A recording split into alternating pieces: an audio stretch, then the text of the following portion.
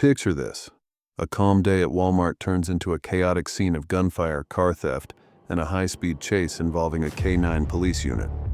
What started as a simple shoplifting call escalated into something straight out of an action movie, and it all really happened. Today we're diving into one of the wildest crime stories you'll ever hear. It all began in Brooklyn Park, Minnesota, when officers were called to investigate suspected shoplifting and an unusual purchase of ammunition. Little did they know, the man they were about to confront had a dangerous past and a plan that would spiral completely out of control. From shootouts to stolen police vehicles, and even a hostage situation, this case has it all. And it doesn't stop there. The story takes an even darker turn months later in Utah. Let's break it down. It all started at a Walmart in Minnesota. Police were responding to reports of shoplifting and a suspicious purchase of ammunition. Surveillance footage showed the suspect, a man with a long history of criminal activity, paying cash for electronics and filling his cart to the brim. But this wasn't an ordinary shoplifter. This man had just finished serving several years in prison for counterfeiting. On top of that, he had previous charges for possessing illegal firearms and drugs, including methamphetamine, cocaine, and heroin. As the man made his way to the self-checkout lane, officers kept watch. He wasn't alone.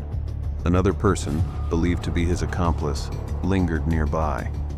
When the suspect walked out the door with his overflowing cart, the officers were ready to confront him. But instead of complying, the situation took a violent turn. "Get down on the ground," an officer shouted as they approached. Instead of surrendering, the suspect pulled out a gun. Shots rang out in the Walmart parking lot as the suspect opened fire. One officer pursued the shooter, while others worked to secure the accomplices. In the chaos, the suspect was hit and taken into custody. Miraculously, no one else was injured, but the story was far from over. The suspect was charged with multiple crimes, including 2 counts of first-degree assault for using deadly force against an officer and possession of a firearm as a convicted felon. Months later, additional charges were filed for second-degree assault and first-degree robbery after it was revealed that during the shootout, he had also attempted to carjack a woman at gunpoint. Despite the severity of these charges, the man posted bail in April. But instead of staying out of trouble, he made headlines again just weeks later, this time in Utah. On May 19, 2021, Utah police pulled over the suspect for a routine traffic violation. He was traveling with a female passenger. During the stop, the officers grew suspicious and decided to search the vehicle. They had no idea they were dealing with a man who had recently shot at police in Minnesota. Inside the car, officers found nearly 9 pounds of methamphetamine and a 9mm handgun. While the officers were searching, the suspect sat calmly in the passenger seat of the police cruiser, uncuffed. That's when everything spiraled out of control. Suddenly, the suspect jumped into the driver's seat of another police vehicle, a K-9 unit with a dog inside, and sped off. Yes, you heard that right. He stole a police car with a K-9 inside. With officers in pursuit, the stolen police car became the center of a high-speed chase. To make matters worse, the suspect managed to grab the police rifle from inside the vehicle and began firing at the pursuing officers. Bullets flew as the chase tore through Utah's highways, endangering everyone nearby. But the chaos didn't stop there. At one point, the suspect attempted to carjack a civilian vehicle. A couple in an SUV slowed down, unaware of the danger. The suspect approached them with the stolen rifle, pointed it at the driver's head, and demanded they drive him away, or he'd kill them. In a moment of bravery, the driver's partner swatted the barrel of the rifle away. The suspect fired, hitting the SUV's dashboard, which temporarily disabled the vehicle's electronics.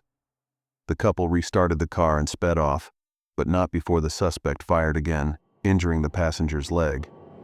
As officers closed in, the suspect's vehicle became disabled.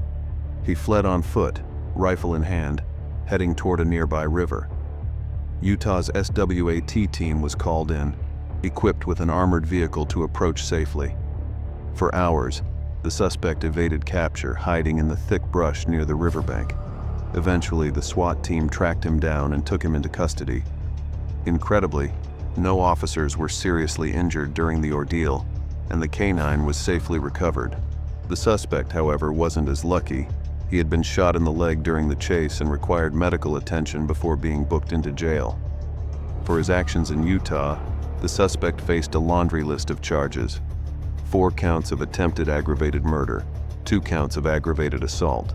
For his actions in Utah, the suspect faced a laundry list of charges: 4 counts of attempted aggravated murder, 2 counts of aggravated kidnapping, 1 count of aggravated robbery, multiple theft charges, and illegal firearm possession. His female passenger was also charged with several crimes related to the incident. The Minnesota case, meanwhile, remains unresolved. This raises a troubling question. How was a man with such a violent history allowed to post bail after shooting at officers? Critics argue this is a failure of the justice system, particularly when it comes to handling repeat offenders.